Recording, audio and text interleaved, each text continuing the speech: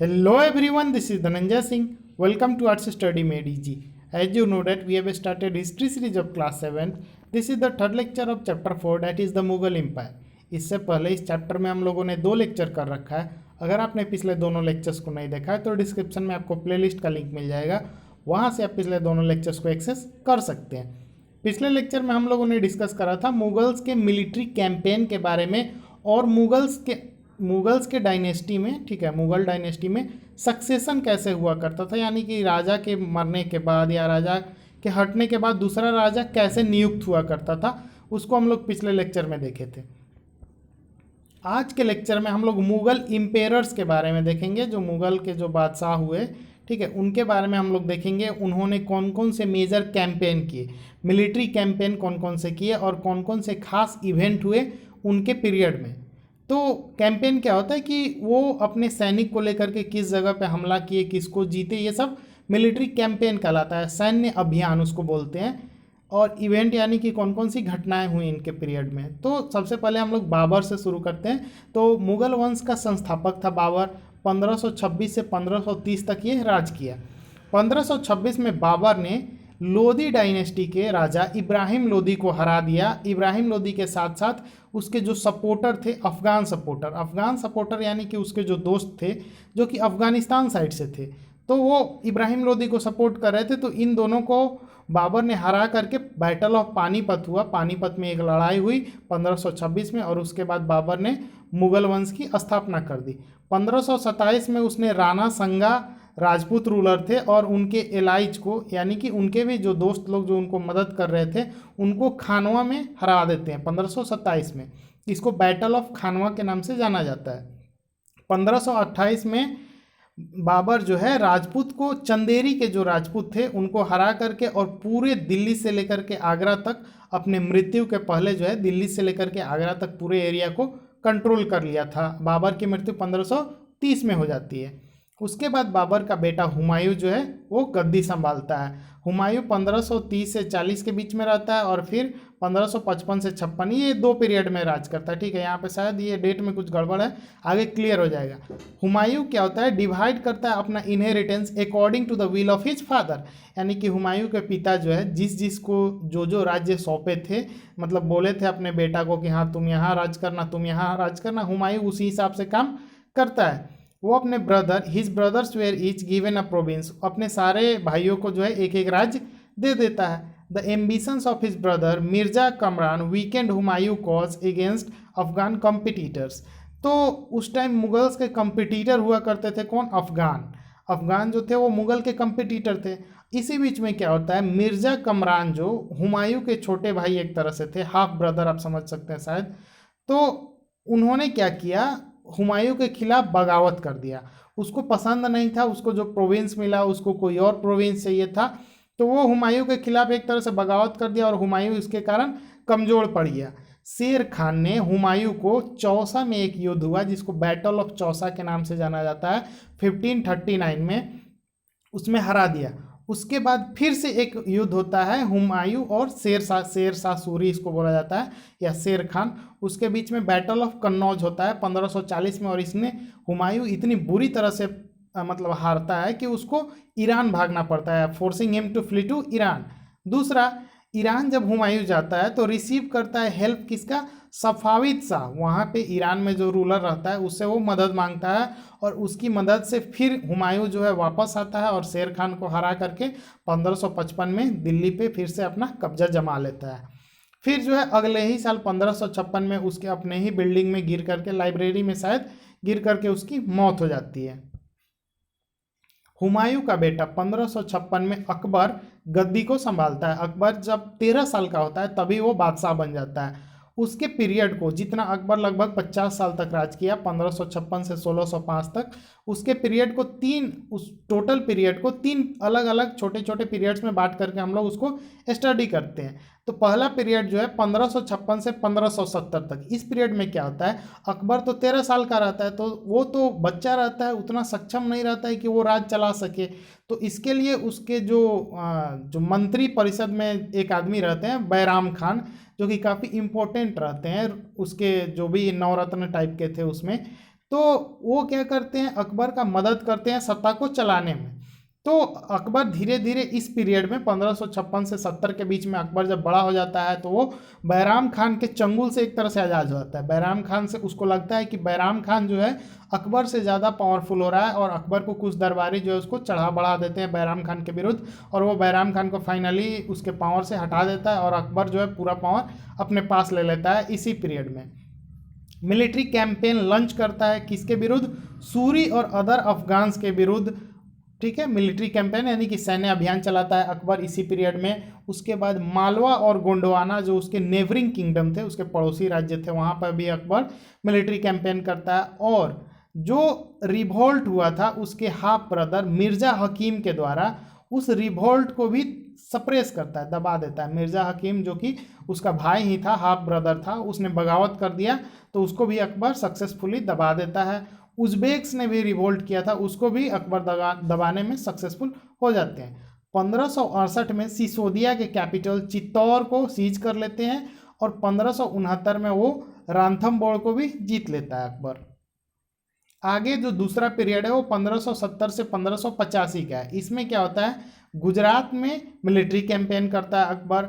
उसके साथ साथ वो ईस्ट वाले जो इंडिया का जो ईस्टर्न पोर्शन है, बिहार, बंगाल और उड़ीसा, वहाँ पे भी अपना सैन्य अभियान चलाता है। And these campaigns were complicated by the 1579-1580 revolt in support of Mirza Hakim. तो उनके जो हाफ ब्रदर थे मिर्ज़ा हकीम, तो उसके सपोर्ट में 1579 और 80 के बीच में कुछ रिवोल्ट हो जाते हैं। कुछ लोग जो है एक तरह से अकबर का विरोध करने लगते हैं। इससे अकबर को जो है थोड़ा सा कॉम्प्लिकेशन होता है, थोड़ा सा मुसीबत बढ़ता है, लेकिन अकबर जो है सबको फिर सक्सेसफुली मैनेज कर लेता है। तीसरा पीरियड है 1585 से 1605 का।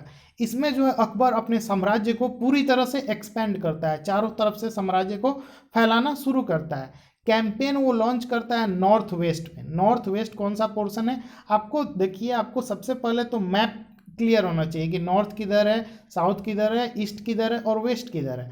फिर जब आपसे नॉर्थ वेस्ट, नॉर्थ ईस्ट या साउथ ईस्ट, साउथ वेस्ट का बात हो तो आपके दिमाग में तुरंत वो लोकेशन हिंट करना चाहिए। अगर आपको नहीं हिंट कर रहा है तो आप मेरे पिछले 6 क्लास के लेक्चर्स को आप देख सकते हैं, उसमें हम लोगों ने डिस्कस करा है इस टाइप के इशूज को, कैसे मैप को देखते हैं, कैसे लोकेशन को लोकेट करते हैं। तो सबसे पहले नॉर्थ वेस्ट में अकबर जो है लॉन्च करता है अपना कैंपेन। वहाँ पे वो कंधार को सीज कर लेता है। कंधार को सफाविद जो है उनसे सीज कर लेता है। कंधार कहाँ पे, अभी अफगानिस्तान वाले क्षेत्र में। उसके बाद कश्मीर को छीन लेता है, एनेक्स कर लेता है, जीत लेता है। उसके बाद काबुल को भी जीत लेता है। जब उसके भाई मिर्ज़ा हकीम जो कि उसके हाफ ब्रदर थे बार बार बगावत कर रहे थे, तो उनका जो शासन था वो काबुल साइड में चल रहा था, तो उनकी मृत्यु के बाद काबुल भी जो है अकबर के अंडर में आ जाता है। उसके बाद वो कैंपेन करता है डेक्कन में, दो दक्षिण वाला जो पठारी क्षेत्र है वहाँ पे स्टार्ट करता है, और बेरार, खानदेश और अहमदनगर इन तीनों को जीत लेता है। In the last years of his reign Akbar was distracted by rebellion of prince Salim the future emperor Jahangir. जब अकबर बुढ़ापे वाली स्थिति में, लास्ट पीरियड में जब जाता है, तो उनका बेटा जो कि होने वाला नवाब होता है, तो उसको बहुत ज़्यादा बेचैनी रहता है, जल्दीबाजी रहता है, क्योंकि उसका उम्र एक तरह से निकलते रहता है। वो सोचता है कब हम राजा बने, तो वो एक तरह से रिवोल्ट कर देता है, अकबर के विरुद्ध जाने लगता है। अकबर से एक तरह से दुश्मनी उसके अंदर ही अंदर पनपने लगता है कि कब ये गद्दी छोड़े और हम सत्ता पे काबिज हो जाएं।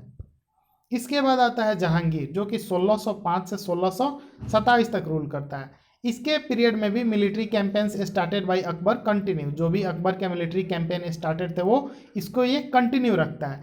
The Sisodia ruler of Mewar Amar Singh accepted Mughal service. जो सिसोदिया रूलर थे मेवाड़ के, अमर सिंह जिनका नाम था, उन्होंने मुगल के सर्विस को एक्सेप्ट कर लिया। उनके अंडर में जो है मुगल को एक तरह से अपना मालिक मान लिया और उनके अंडर में वो रूल करने लगे। Less successful campaigns against the Sikhs, Ahoms and Ahmednagar followed. तो इसके अलावा जो है सिख्स के विरुद्ध, अहोम्स के विरुद्ध और अहमदनगर के विरुद्ध जो है जहांगीर ने कैंपेन किया, मिलिट्री कैंपेन किया। हालांकि वो बहुत ज़्यादा सक्सेसफुल नहीं रहा। Prince Khurram the future emperor Shahjahan rebelled in last years of his reign.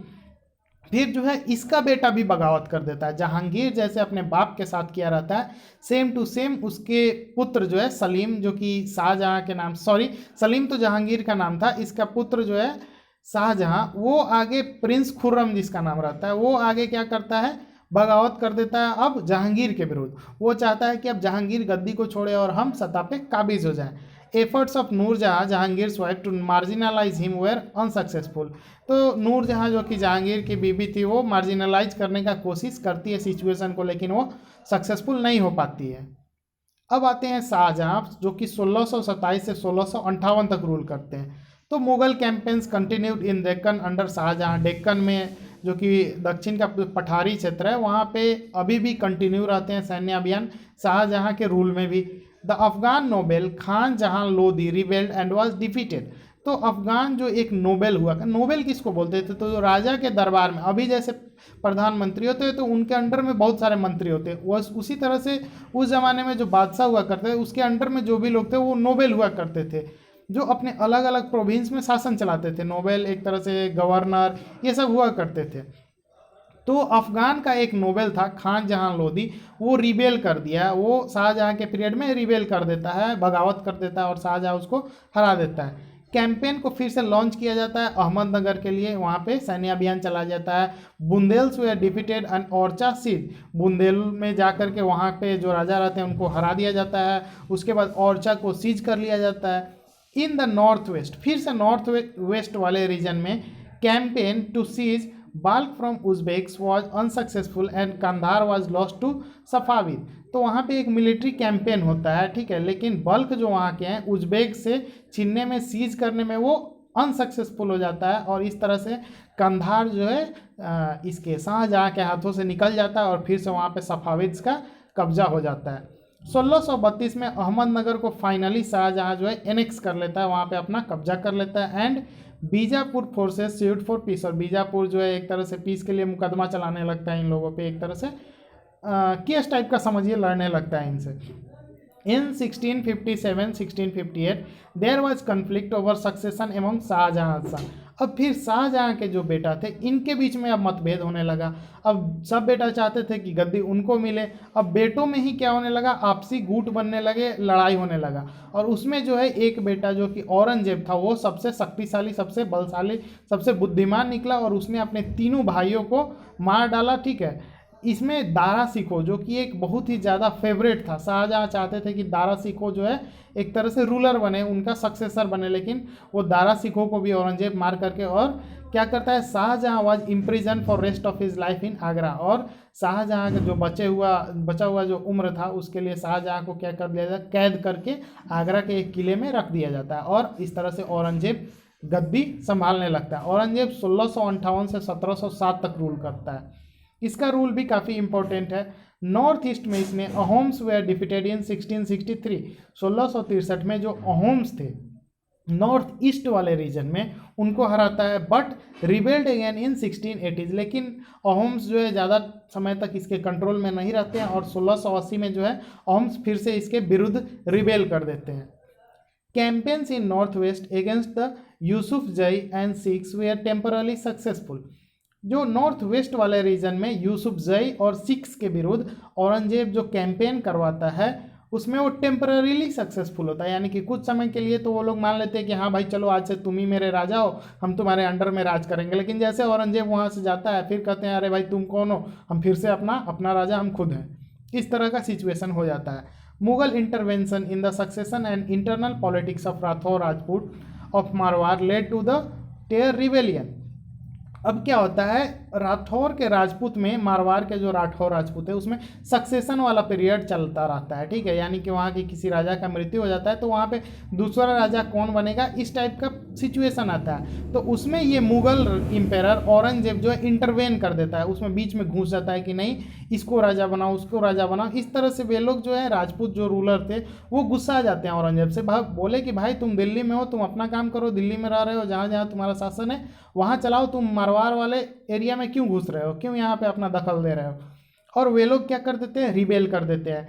Campaigns against the Maratha chieftain Shivaji were initially successful. Aurangzeb जो है शिवाजी के जो रीजन थे मराठाज के वहाँ पे कैंपेन करता है और उसमें सक्सेसफुल भी हो जाता है, लेकिन वो एक गलती कर देता है। औरंगजेब जो है शिवाजी का इंसल्ट कर देता है और शिवाजी इससे बहुत ज़्यादा नाराज, उनके प्रतिष्ठा को ठेस पहुंचता है। और एक बार शिवाजी क्या करते हैं, उसके जो जेल होता है जिसमें कैद करके उनको रखा रहता है वहाँ से वो आगरा से वो भाग जाते हैं और जब भागने के बाद वो अपने आप को इंडिपेंडेंट किंग घोषित कर देते हैं, वो अपने आप को अब स्वतंत्र घोषित कर देते हैं और वो अब औरंगजेब के हम यानी कि जो मुगल्स थे उन पे अब अटैक करना शुरू कर देते हैं, कैंपेन करना शुरू कर देते हैं। Prince Akbar rebelled against Aurangzeb. अब अकबर आता है, अकबर टू इसको बोला जाता है, यानी कि औरंगजेब के जो वंशज होते हैं उसमें से अकबर नाम का जो रहता है वो अब फिर से औरंगजेब के विरुद्ध रिबेल कर देता है कि नहीं अब आप हटो, अब हमको गद्दी संभालने दो। And receive support from Marathas and Deccan सल्तनत। तो जो उसका बेटा होता है औरंगजेब, उसको मराठा सपोर्ट करते हैं कि अपने बाप को हटाओ, फेंको यहाँ से और तुम गद्दी पे आ जाओ, और इसमें डेक्कन सल्तनत का भी हाथ होता है। एंड इस तरह से क्या होता है, औरंगजेब को जब पता चलता है तो औरंगजेब जो है उसको मारने का आदेश दे देता है, और जब ये उसको पता चलता है तो वो सफाविद ईरान भाग जाता है उसका बेटा। अकबर औरंगजेब जो है इससे काफ़ी ज़्यादा गुस्सा हो जाता है। अकबर के रिवेलियन के बाद औरंगजेब जो है अपना आर्मी भेजता है डेक्कन का सुल्तान सल्तनत के लिए, जो उसके बेटे को हेल्प कर रहा था इसको गद्दी से हटाने के लिए।